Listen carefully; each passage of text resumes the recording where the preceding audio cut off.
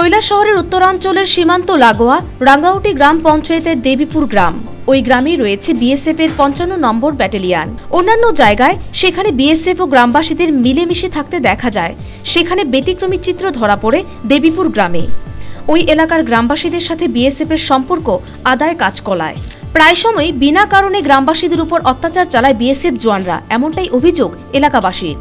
শনিবার সকালেও কাঁটাতারের বেড়ার ওপারে গরু চড়াতে যায় গ্রামবাসীরা, আর তখনই চুরির অপবাদ দিয়ে গ্রামবাসীদের বেধড়কভাবে পেটাতে শুরু করে বিএসএফ কর্মীরা।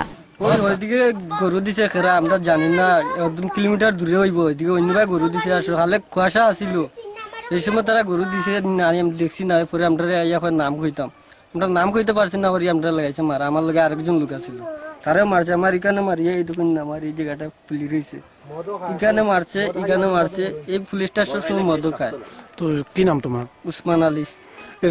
তোমার যে গেটে থেকে ঢুকছে বিএসএফ বা তোমার যে গেটে থেকে আসলে, এটা কত নম্বর গেট? এটা ৫০ নম্বর গেট। এদিকে ঘটনার খবর পেয়ে জড়ো হয় অন্যান্য গ্রামবাসীরা, বাঘ বিতণ্ডা শুরু করে বিএসএফ কর্মীদের সাথে। পরে ব্যাটালিয়নের উচ্চ পদস্থ আধিকারিকের হস্তক্ষেপে নিয়ন্ত্রণে আসে পরিস্থিতি। Bureau report, news vanguard.